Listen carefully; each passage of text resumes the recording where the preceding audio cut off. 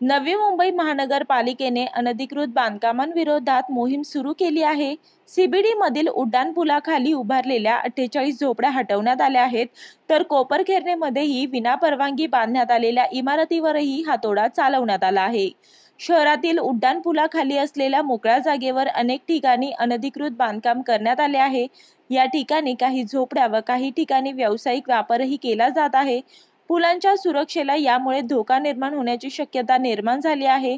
यामुळे महानगरपालिकेच्या अतिक्रमण विरोधी पथकाने पुलांखाली झालेल्या अतिक्रमणांवर कारवाई सुरू केली आहे। सीबीडी मध्ये दिवसभर मोहीम राबवून 48 झोपड्या हटवून उड्डाणपुलाखालील परिसर अतिक्रमण मुक्त करण्यात आला। विभाग अधिकारी शशिकांत तांडेल यांच्या मार्गदर्शनाखाली मयुरेश पवार, स्वप्नील तारमळे, नयन भोईर यांच्या पथकाने ही कारवाई केली। यासोबतच कोपरखैरणे सेक्टर 5 मध्ये रहिवासी रूमच्या जागेवर अनधिकृतपणे बहुमजली इमारतीचे बांधकाम सुरू करण्यात आले होते। या दोन्ही बांधकामांवर कारवाई करण्यात आली आहे। मी वर्षा काटेकर, योद्धा न्यूज, नवी मुंबई।